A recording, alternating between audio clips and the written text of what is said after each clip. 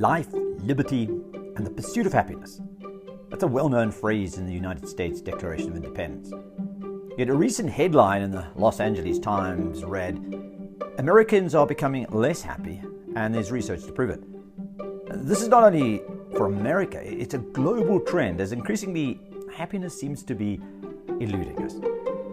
I suppose that's why Jesus' first public sermon starts by addressing happiness. It's something we all want, yet most of us can't find. He begins with 9 blessings, or happiness hacks. And just like any other life hack, these are surprising but effective.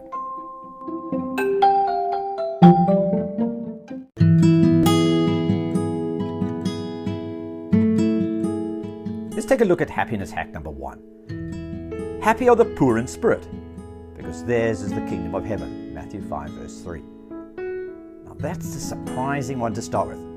Or is it? Poor in spirit essentially means being humble. And Jesus starts with this happiness hack because he is addressing how unhappiness started. Unhappiness, sin and death, started when Adam and Eve ate the forbidden fruit, when they listened to the serpent's sermon in the Garden of Eden. The opening sermon, preached by the serpent in the Garden of Eden, was the exact opposite to the opening sermon preached by Jesus on a hillside in Galilee. The serpent said in Genesis 3 verse 5, "God knows that when you eat the fruit of the tree, your eyes will be opened, and you will be like God, knowing good and evil." Essentially, the serpent's sermon is, "Happy are the proud, for theirs is the kingdom of heaven. Strive for greatness, and you will be happy. Strive to be like God, and you will be exalted to heaven." And so it is that the serpent's sermon and Jesus' sermon continue as the 2 main narratives of today. We either believe that happiness is achieved by power and prestige, or happiness is achieved by humility and service. And so it is that Jesus begins his happiness hacks with humility. Happy are the humble, because theirs is the kingdom of heaven. The achievement of greatness, a place in God's kingdom, is attained not by reaching upwards to grab it, as Adam and Eve tried, but by bowing down, as Jesus did.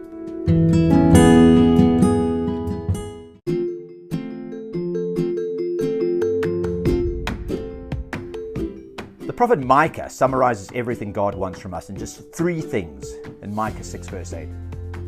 What does the Lord require of you? To act justly, and to love mercy, and to walk humbly with your God. Humility is key to our relationship with God. Why is that? Because humility is key to our relationship with each other. In Romans 12:16 we read, "Live in harmony with one another. Do not be proud, but be willing to associate with people in low position. Do not be conceited." Without humility, we cannot truly connect with those around us, which means we cannot truly connect with God. And so does it work? Does humility bring true happiness? Well, if ultimate happiness is defined by entry into God's kingdom, then it certainly does work. Imagine this. You are royalty. Your dad is the supreme ruler. You have access to unlimited power to do or get anything you want. However, you decide to give it all up and become a servant to help people through sacrifice and love rather than through power and position. Now, it's unlikely, I think, that I would choose that route. But Jesus did. In Philippians 2 verse 6-8 we read, "Who being in the very nature God, did not consider equality with God something to be used to his own advantage. Rather, he made himself nothing, by taking the very nature of a servant, being made in human likeness, and being found in appearance as a man, he humbled himself by becoming obedient to death, even death on a cross." And the result of Jesus lowering himself? The ultimate reward. He was exalted to be with God, as we read in verse 9 of Philippians 2. "Therefore God exalted him to the highest place and gave him the name that is above every name." There's happiness hack number 1 in action.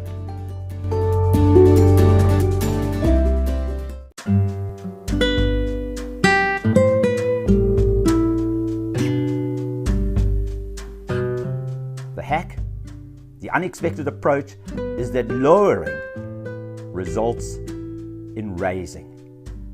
James 4:10 says, "Humble yourselves before the Lord, and He will lift you up." Our part is to do the lowering. God will do the raising. It works.